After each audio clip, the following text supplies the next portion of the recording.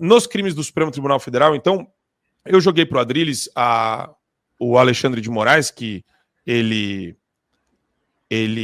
renovou aí, ele ampliou para mais 6 meses o inquérito das fake news, mas eu quero colocar pro Serrão, qual você quer falar, mas eu só quero colocar um videozinho do apoio que o Moraes recebeu num estádio, num show do Caetano. Vejam só vocês.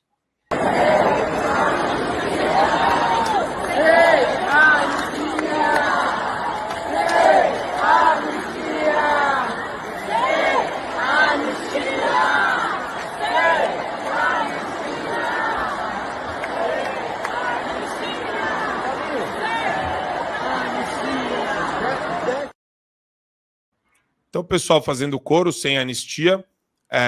Eu queria ouvir o Serrão a respeito disso. Serrão. Vou na lata. Vai na lata. Esse coro sem anistia é a perfeita manifestação de um discurso de ódio. Porque a anistia, ela nada mais é do que um perdão. A anistia nada mais é do que a sinalização de que você quer pacificar o país. Vou repetir que, ao longo da história, a anistia não significa justiça. Não significa justiça. Perdão a crime não necessariamente é justiça, mas, na maioria das vezes em que a anistia foi praticada e ela foi necessária, ela foi o ponto para pacificar o país. Ou então você deixa tudo mergulhar numa guerra civil. Vamos virar, então, um Haiti, né? Falta pouco. Vamos virar, então, uma Venezuela. Então, beleza, então não precisa de anistia. Essa galerinha que faz esse discurso de ódio contra a anistia, eles não têm conhecimento histórico.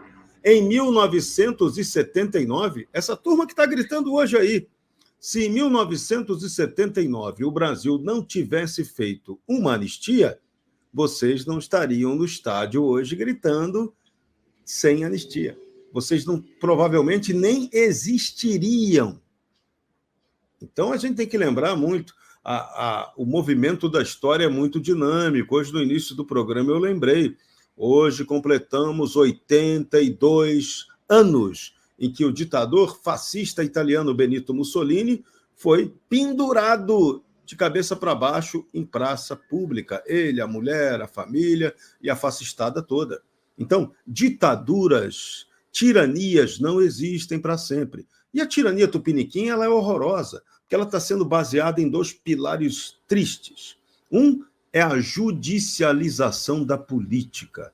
E o outro pilar horroroso é a politização do judiciário. Nem judiciário pode fazer política, não é o papel dele fazer política, e nem a política pode ser criminalizada o tempo todo, juristocraticamente, como tem acontecido. Mas aqui no Brasil, a gente tem um instrumento do partido político de esquerda que joga para ganhar tudo no tapetão, recorrendo ao judiciário. E esse judiciário politizado, contaminado pela ideologia de esquerda, quebra o Brasil. Então, hoje, a nossa democracia brasileira ela está sequestrada por 4 fatores. Primeiro, a esquerdopatia. Segundo, a juristocracia. Terceiro, o crime institucionalizado. E quarto, a burrice tupiniquim. Essa é de doer. Esse era um show do Caetano e da Bethânia, da Maria Bethânia. Interessante, né? O nível que as pessoas conseguem chegar, mas, enfim. Cogos, eu queria te ouvir sobre isso, óbvio, sobre todo esse contexto, mas tem um print que me chamou muita atenção, inclusive eu repostei no meu X. Vamos colocar aqui o print do Flávio Gordon sobre o Chico Graziano. Eu acho isso daí maravilhoso, isso daí é incrível. A gente tem aí o print do Chico Graziano. Aí, ó. Chico Graziano postou: sou do agro e não dei dinheiro para nenhum golpista. Tem mais. Acho que todos eles, general ou não, tem que ir para a cadeia mesmo. Agricultor gosta de ar livre, curte a liberdade, adora prosear, jamais impor. Sou do agro e prezo a democracia acima das ideologias. Hashtag sou do agro. E daí tem o post do Gordon, que eu preciso colocar, que eu achei muito legal, achei que ele tratou da situação de maneira inteligente aqui. Deixa eu só pegar aqui no meu. O Flávio Gordon colocou o seguinte. Vamos lá. Senhores comunistas, como se fosse o Chico Graziano falando. Sou um gulag bonzinho e colaborativo. Por favor, não me matem. Paulo Cox. Pessoal, pelo amor de Santo Cristo, o Chico Graziano, ele é tudo menos um agricultor. Ele não tem absolutamente nada a ver com agricultor, pelo amor de Deus. O agricultor é capial da roça, cabra-homem, pai de família que frequenta a igreja no domingo, leva um revólver 38 na cintura.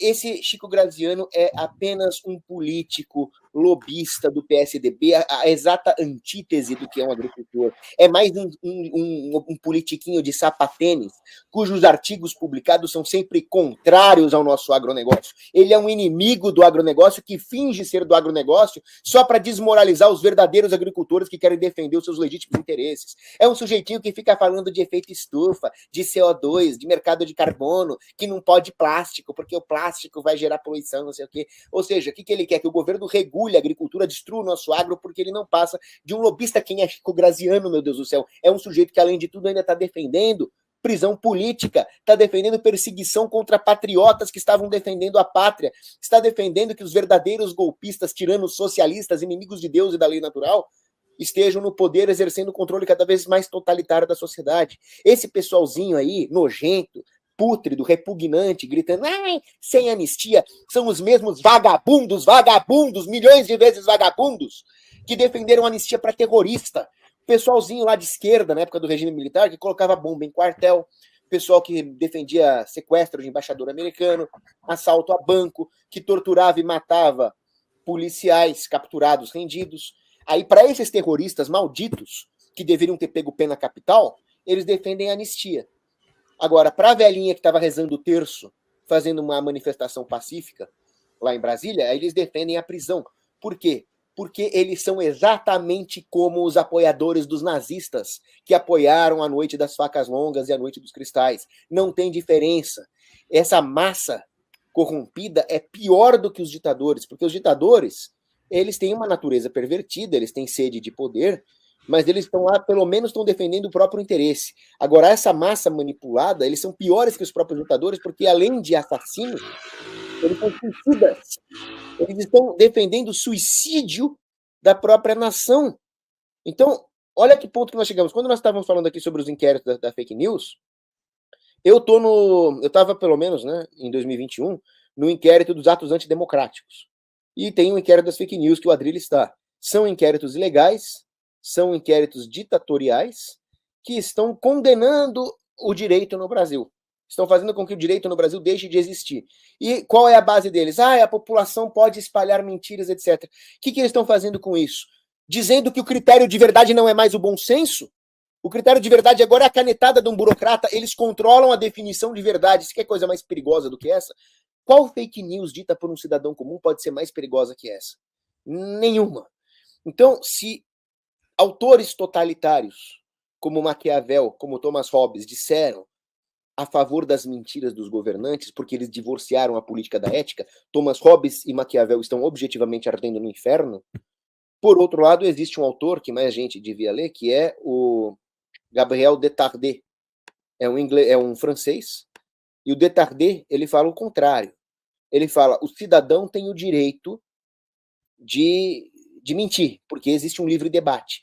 Mas nós temos que contar a verdade, defender a verdade e exigir a verdade dos governantes. Porque quando os governantes mentem, é ruim. E pior, quando os governantes substituem o critério de verdade pela sua própria canetada, é pior ainda. Só que, infelizmente, a massa manipulada, como esses retardados falando sem anistia, são mais perigosos que os próprios ditadores. Então, o C.S. Lewis escreve o Screwtape Proposed a Toast, que é um livro, que ele fala que nada é mais nocivo do que a mediocridade da massa, porque ela é o multiplicador do poder de um ditador. Muito bom. Adrilles, a gente ainda tem um vídeo que eu acho ele importante. Vamos colocar o vídeo do Barroso falando com a inteligência artificial que pelo jeito vai coordenar as decisões agora de censura do Supremo. Vamos ver para quem eles vão jogar isso daí. Mas eu sou diferente. Ah, é? O que você faz?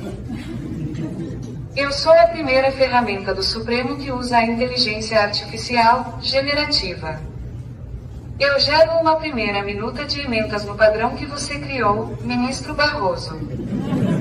Eu faço relatórios processuais de recursos com todo o histórico do caso, incluindo o fato relevante e as decisões anteriores. E também produzo uma análise inicial das reclamações que chegam ao tribunal. E mais, posso melhorar constantemente. Em breve, farei outras atividades, como a revisão gramatical dos textos. Posso ajudar a melhorar a eficiência da Suprema Corte Brasileira. Maria, você está pronta para trabalhar com a gente? Já estou pronta. Posso garantir... Essa, Adriles, é a inteligência artificial do bem, comandada e orquestrada pelo iluministro, senhor da razão e benevolente, nosso grande Barroso. Aliás, eu sugiro que todos vocês comprem uma foto grande do Barroso para colocar no quarto de vocês. Barroso e de alguns ministros do Supremo, porque esse negócio parece, Adriles, juro por Deus, isso daqui parece uma sketch, um sketch do Black Mirror. Parece que a gente tá olhando pro negócio assim, amanhã os caras vão botar a culpa da perseguição na inteligência artificial ainda. O negócio vai ficar tão ridículo e tão bizarro e tão grotesco que eu juro que eu presumi isso e eu não duvido que isso possa acontecer, Adriles. A inteligência artificial é chamada de artificial porque ela é burra. Por que eu acho que a inteligência artificial é burra? Porque ela não tem consciência moral. O ser humano tem uma consciência moral. Se você orquestrar uma inteligência artificial para fazer uma análise do ponto de vista de um comunista sobre a Revolução de 1917, a inteligência artificial vai te dar, um chat GPT vai te dar uma resposta que aquilo foi um movimento de libertação da classe proletária, dos czares, dos tiranos, que é uma libertação do povo e que o povo, pela primeira vez, era ouvido por si mesmo. Não é?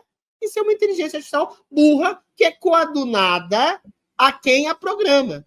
Da mesma forma, essa inteligênciazinha burra artificial comandada pelo STF. Ela vai ser utilizada, orquestrada, para dar pareceres em que os ministros hoje atropelam as leis, atropelam as constituições, a Constituição, a saber, em que eles prendem, censuram, perseguem pessoas baseado em tipificações criminais que não existem. Então, a inteligência artificial, que não tem uma consciência moral, que não tem uma percepção clara da realidade, que é uma inteligência programada para obedecer à inteligência humana, vai ser utilizada, no caso do STF, para obedecer à estupidez de tiranos que prendem, massacram pessoas e que vilipendiam a democracia. Qualquer palavra fora de contexto, qualquer palavra que soe incisiva, crítica ou agressiva, será e poderá ser usada contra quem a proferir contra o Supremo Tribunal Federal. Qualquer palavra contra o sistema eleitoral, contra a lisura do Tribunal Superior Eleitoral, qualquer palavra contra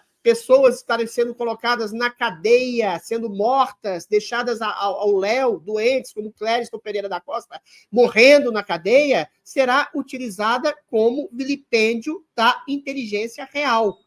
Você que tem uma percepção clara da realidade, você que tem uma consciência lapidada pela sua história, pelo que você leu, o que você viu, pelas injustiças históricas que você aprendeu com a leitura, vai ser sublimado por uma inteligência artificial. Inteligência artificial, aliás, é o conceito de democracia artificial colocada pelo Supremo Tribunal Federal, que, na verdade, é uma tirania real. E toda tirania é burra, é moralmente estúpida, porque pressupõe que a liberdade é um bem menor, porque pressupõe que a inteligência dos tiranos tem que se sobrepor à percepção da realidade de todos os cidadãos. Isso sim é um vilipêndio ao Estado Democrático de Direito. A inteligência artificial e a burrice real e orquestrada dos ministros do Supremo Tribunal Federal. Serrão, você queria ainda falar um pouco sobre essa questão da inteligência artificial do Barroso? Eu vou falar uma coisa para você, tá? Essa interaçãozinha aí não pode ser subestimada, né? Eu não sei se vocês lembram, o Barroso fez uma viagem para a China, para a Suprema Corte da China, o Supremo Tribunal Popular lá chinês, para fazer um protocolo de cooperação tecnológica de inteligência artificial. Provavelmente essa porcaria que vocês estão vendo aí pode ter alguma relação com isso, tá? E assim, tudo feito daquele jeito, né? O que importa para eles, né? Eles falam e aquilo que não importa, dane-se a transparência, que você não sabe nada do que acontece com os ministros quando eles não querem que você saiba para onde eles estão indo ou com quem eles estão falando. E aí, Serrão? Olha, eu ousaria dizer que tem tudo a ver, sim. Aquele modelo supremo ali é exatamente algo que está sendo feito na China, de maneira bastante avançada em termos do que eles estão chamando aí dessa inteligência artificial, que ainda não é algo que pensa por si mesmo, mas é algo que é programado para fazer o que disserem que ela tem que fazer. Isso é perfeito. Imagina o que a inteligência artificial permitirá, o que ela vai dar de agilidade para o julgamento, para o trabalho de um tribunal que é obrigado a julgar 100 mil ações judiciais por ano. Imagina! A Maria vai trabalhar pra cacete. Essa Maria vai ser o 12º ministro do Supremo Tribunal Federal. Poderosíssima Maria. Agora, eu achei curioso que a Maria substituiu, eu acho que foi mandada embora do Supremo, e ninguém ficou sabendo que ela foi demitida, a Vitória.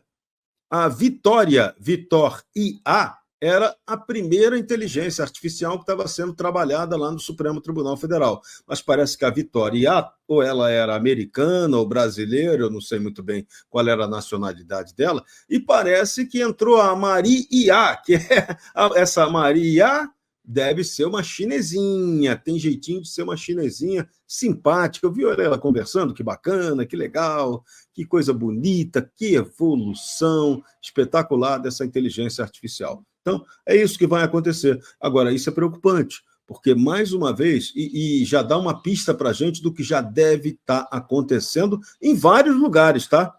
Eu ousaria dizer que hoje a gente tem muitas ações judiciais que já devem estar sendo escritas com a ajuda de ChatGPT. Uma pré-inteligência artificial. Ousaria dizer.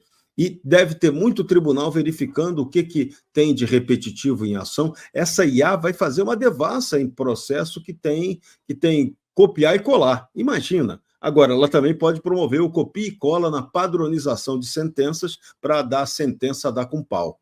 Então, esse é um momento muito esquisito, porque quando você põe o componente de IA, você tira de inteligência artificial, você tira a responsabilidade ou dá uma aliviada na responsabilidade humana. E o papel de julgar, ele tem que ser, sobretudo, humano. Mas humano com humanidade. Não é humano o cara material para fazer maldade, não, para promover perversão do direito, como a gente está vendo acontecer, não.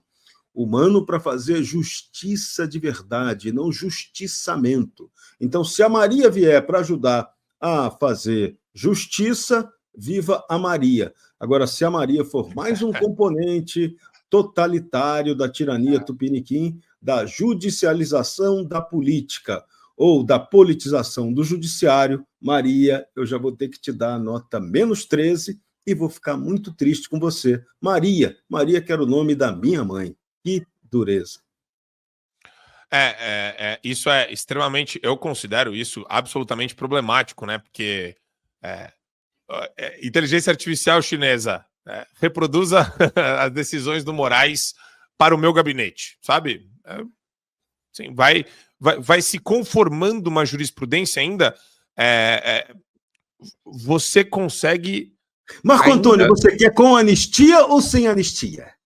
Então, é isso, é o sanduíche, é o McDonald's, né? Eu quero uma batata frita, eu quero uma condenação. E pior, isso dessensibiliza ainda mais aquelas pessoas que às vezes não estão com o espírito maligno ou com o demônio que está lá no corpo do Gilmar Mendes, do Alexandre de Moraes, do Barroso, né? Não estão possuídas pelo capiroto, mas você pode ter uma dessensibilização ainda maior do processo, né, deliberativo e de julgamento dos magistrados. Com certeza, absoluta, né? O cara, ele se distancia cada vez mais da realidade. Mas vamos lá, eu queria... Kogo, você queria falar alguma coisa ainda sobre isso para a gente fechar? Não? Tá mudo. A tecnologia é aquela coisa, né? É uma faca de dois gumes. A tecnologia em si é algo bom porque implica no desenvolvimento, no aumento da potencialidade humana, é fruto da nossa razão. Mas se a tecnologia é boa ou ruim, depende de que uso você faz dela, com que intenção. Então, uma tecnologia de inteligência artificial na mão de pessoas honestas e produtivas é excelente. Vai aumentar a produtividade, vai fazer com que as pessoas possam viver melhor e trabalhar menos, mas nas mãos de regimes totalitários ela vai ser uma arma contra a nossa privacidade. Mas o problema não é, mais uma vez, a tecnologia, e sim a existência de instituições que acumulam poderes indevidos, desses monopólios estatais, que têm a capacidade de usar a tecnologia como arma contra o seu próprio cidadão.